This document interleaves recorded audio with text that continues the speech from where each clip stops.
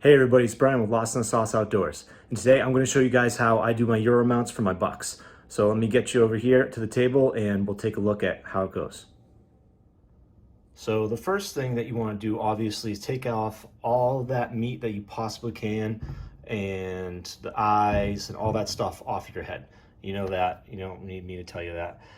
Next thing you do is you want to wrap really tight with plastic wrap right around the pellicle, right there. Get that all nice and plastic wrapped up.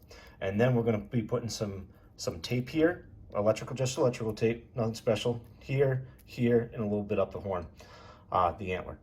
All right, so let me get back to you after I get this done. All right, so this is what it should look like when you're all done wrapping those antlers up, okay? So you don't need to go way up the antler unless it's going to be in a huge pot and it doesn't fit. Then you want to protect it because you just bleach it out when you put it in the water. So I've got it all wrapped up nice and tight. It's nice and tight. There's no water or anything that's going to be getting in there for it and taking the color out of those antlers. All right, well, let's go get them in the water and start the boil. So, of course, I don't have the right equipment right now, so I'm going to be doing it on my grill today. We'll see how this turns out. So I got my pot up here, and I got the grill going, and we're starting. And I already pre-fit the skull in there, so it's got the right water amount and all that kind of good stuff. So now we're going to go ahead and add our OxiClean.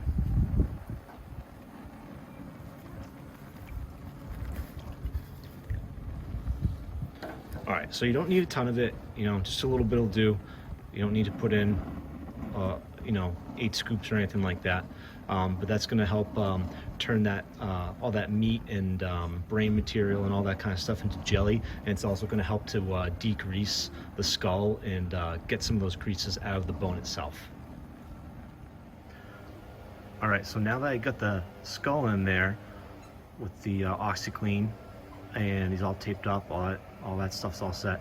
I put a little board here just to keep them nice and level. And also too, a lot of times is you'll get a little air pocket in the back of the skull.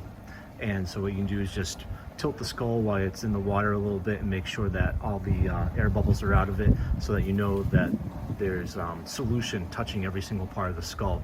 So you get all of that material all boiled off really well, and more importantly, all the oils, because that's what's going to make the skull look either gray and dark, or it's going to be nice and bleached white. Finished boiling it and cleaning it, and it's all squared away. It's ready to go.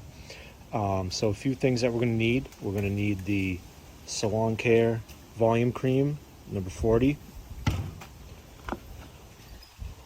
Going to need our BW2 powder lightener. Going to mix these two together. Going to need a tin to keep it in, some gloves, paintbrush, some plastic wrap to put on over it, because if you don't, it's just going to dry out. It's not going to work as well. And then going to need some kind of container to mix it all up in. And I'll come back to you when I get it mixed up, and I'll show you guys what to do. You're going to do probably about half this cup full of the volume cream, and then we're going to put probably about a scoop and a half, maybe 2 scoops in there, depending on how thick we want it. All right, so we've got about half of the solo cup filled up. I'm going to do 1 full scoop of this stuff. I'm going to take my super fancy mixing stick, and we're just going to get it all mixed up in there. And we'll see what the consistency is. See if we need to add some more. All right, you can kind of see the consistency. It's not too thick right now. You don't want it so thick that you can't spread it, but I think you want it a little bit thicker than this. So we're going to add 1 more scoop to it and see how it goes.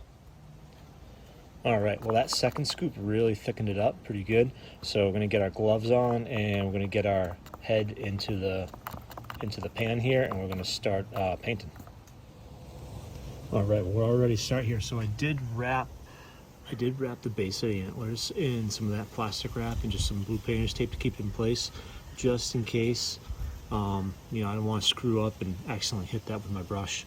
So just to protect yourself and not screw up the deer head that you've worked so hard on already. So Let's, I'm gonna start on the back side of the skull and get it all up inside there, all up inside there, and do the back first, and then I'll move to the front of the skull. All right, so I just got done with the back of the skull. See, I kind of got it all over the place. To all the little nooks and crannies, all those teeth.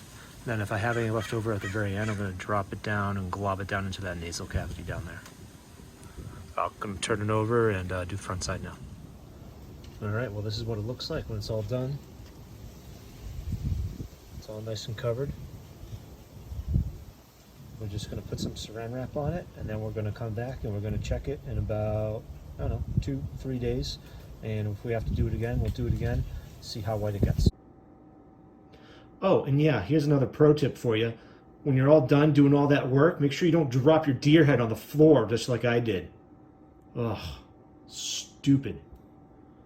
I came in here and the pan wasn't hard enough and I just dropped the thing right on the floor.